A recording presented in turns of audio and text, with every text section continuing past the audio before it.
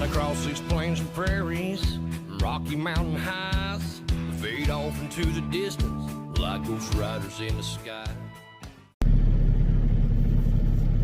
Good morning, everyone. It's the next day. As the wheels roll, right? We are in Wyoming. Just did all right last night. 7.4 miles to the gallon. Gotta get good fuel mileage when you're going back empty. 1,200 miles from the house. We have to take our tarps back. The tarps that we just bought, the tarp guy, I hate to say it, guys, but he makes them. I think he's got the ADD and he makes mistakes. I'm gonna have to put the hammer down on him and hurt his feelings. I don't want to have to do that, but I think that's the only way I'm gonna get him to make what I want. It's confusing. I'm gonna tell you what he did. I called him up when I first started this company. I said, this is what I need. When I went to pick up said product, the product was not there. I drove 100 miles to get product. I get there, it's not there. All right. He said, oh, I gave it to somebody else. Can you wait for it? I'll have it tomorrow. I said, no, mofo, you're gonna mail it to me on your nickel. He did. The product he sent me, from my opinion, he sent me the right product. Come to find out later, it was someone else's product and still labeled as a different product. So when I called back to order a new product, I ordered what the label on the last product said. And I get it and I put it on and it's too big. It's a big mess. I can't tie it down. I can't tighten it up. It's like putting grandma's granny panties on a 3-year-old, right? They're kind of big. What are you gonna do? Duct tape them around? So I told him, dude, you messed up. I'll keep the tarps, make me some more that are right.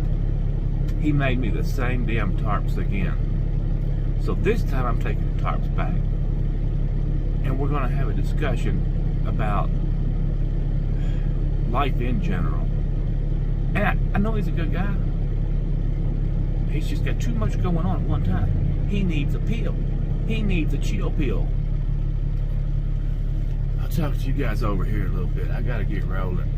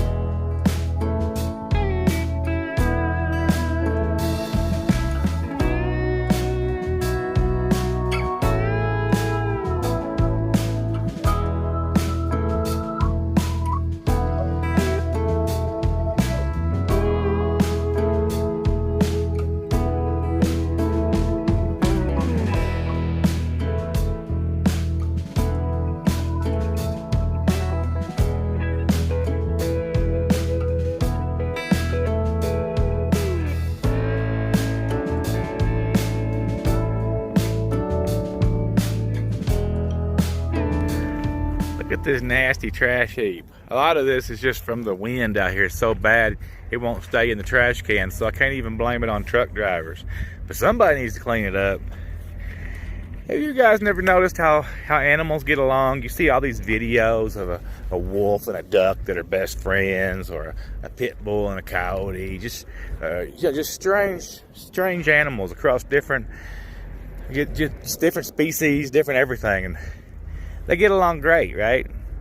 I mean, Little Dog's a bitch and he picks on Walter, but at the end of the day, they're still buddies, right? I haven't never seen this kind of divide we have in this country. I mean, it's like 2008, everything has just went totally sideways in our world. It's terrible. And it's gonna take time to fix it, but everybody's always trying to rabble rouse things up, I feel like.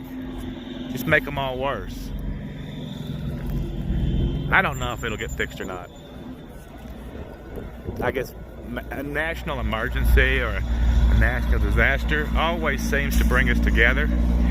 But hell, when we have one right now, you end up with people that are trying to divide them more to further a different kind of agenda, a political agenda that they can capitalize on. And we're just the little peons down here in the below that can see things, but nobody listens to our mouth. And then you got people that want to stand on a soapbox. Standing on a soapbox is very understandable. But I always thought you're supposed to stand on a soapbox in the village square or the village green or whatever. We're a nation of coddlers. We hold everybody's hand and we give them a trophy and say it's going to be all right, and you're a big boy, and you know you did great when you didn't do great. Not you. I'm saying when they didn't do great. Why can't we just say, dude, you're a loser? You know, here, maybe follow this path. Or there's things you can do. You know, there's always something you can do to better yourself that doesn't involve latching your wagon to a cause or latching your wagon up to somebody else's deal that's just a matter of taking from others. It's always, we are such a socialist country now, and we're not a socialist country, but to me it feels like we are, because we just keep giving more, giving more, giving more.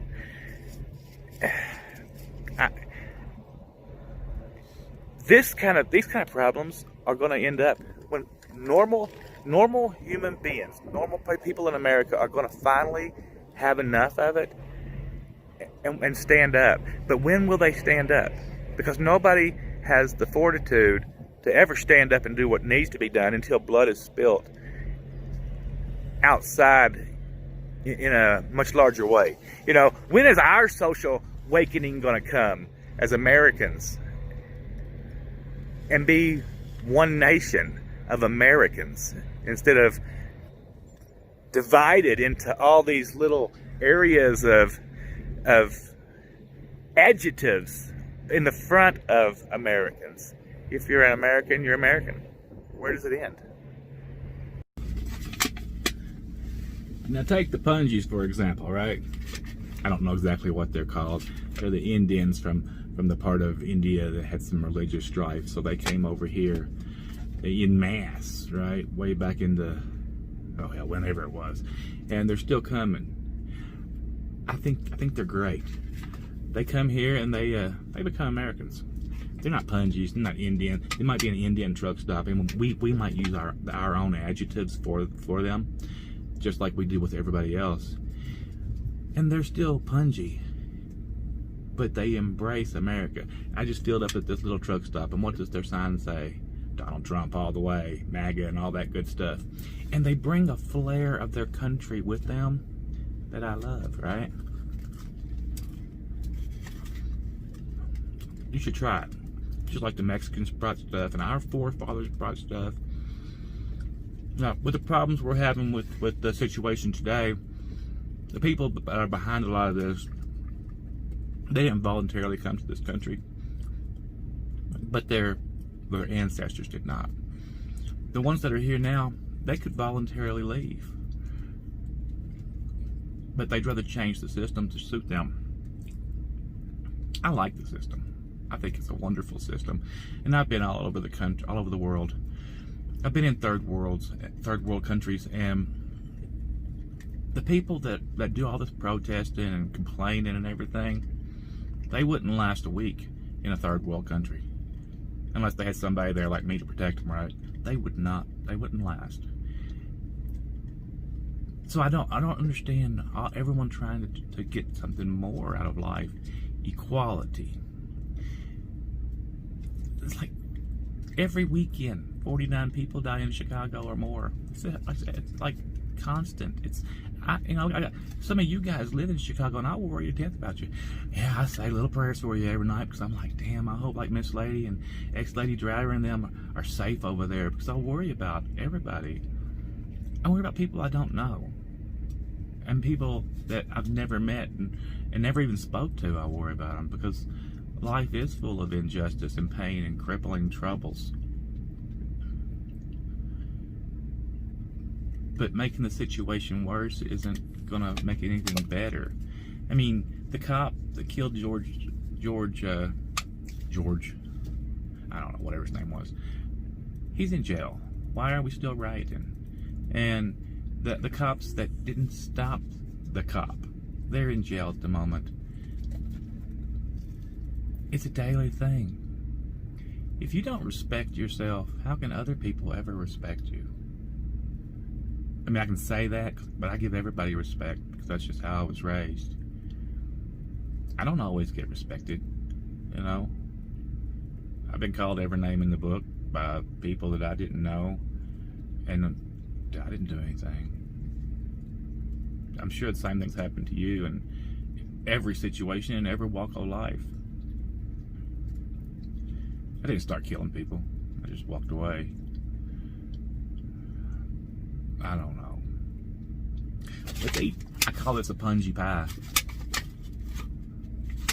I'm gonna eat it now.